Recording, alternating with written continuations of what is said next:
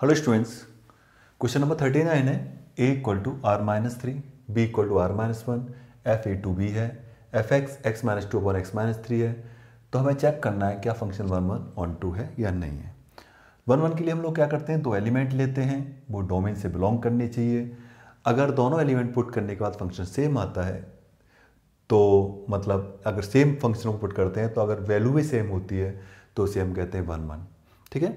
और दूसरा on to के लिए इसकी रेंज और डोमेन दोनों सेम होने चाहिए, राइट। तो पहले मैं वन वन के लिए करता हूँ।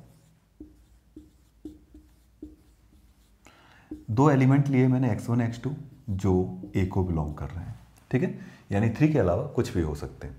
तो सबसे पहले हम लोग वही fx1 इक्वल टू fx2 करते हैं, ठीक है।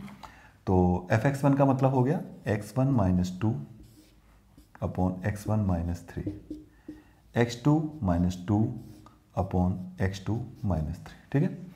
तो क्रॉस मल्टीप्लाई कर देते हैं, x1 x2 हो जाएगा, माइनस थ्री x1 होगा और माइनस टू x2 होगा एंड प्लस सिक्स आ जाएगा, ठीक है। इसका मल्टीप्लाई करेंगे तो मेरे पास कितना हो जाएगा, x1 x2 आएगा और माइनस थ्री x2 आएगा, माइनस टू x1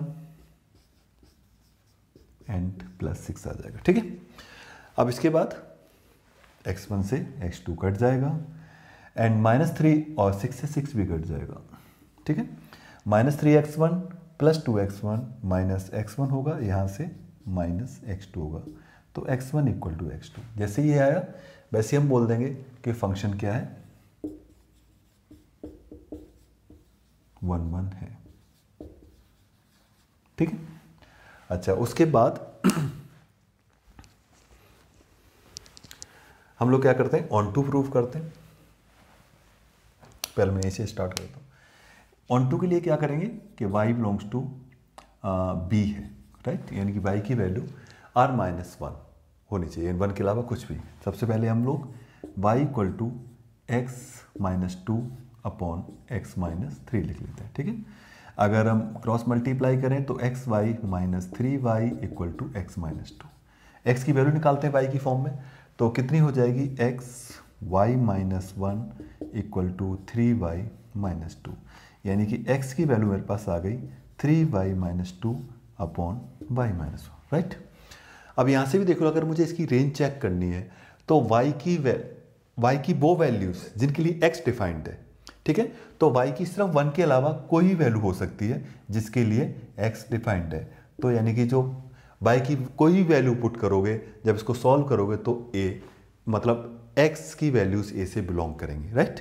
तो यानी कि y की हर वैल्यू के लिए मेरे पास x की वैल्यू होगी जो a में लाई कर रही होगी, राइट।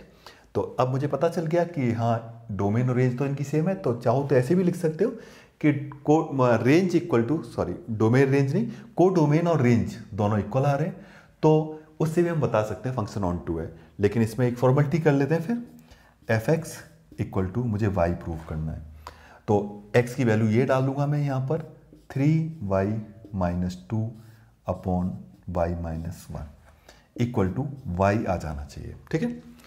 तो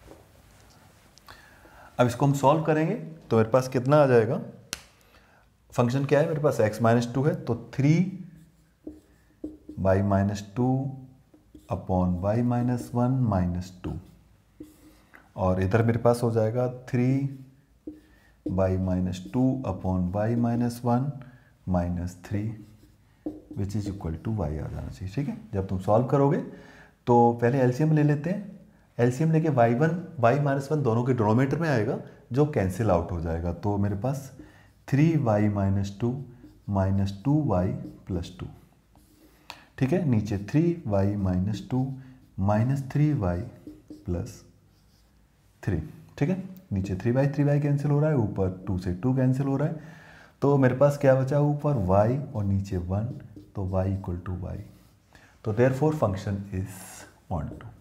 तो ये फंक्शन इज ऑन टू, यानी कि 1 1 भी है और ऑन टू है। Okay, thanks for watching.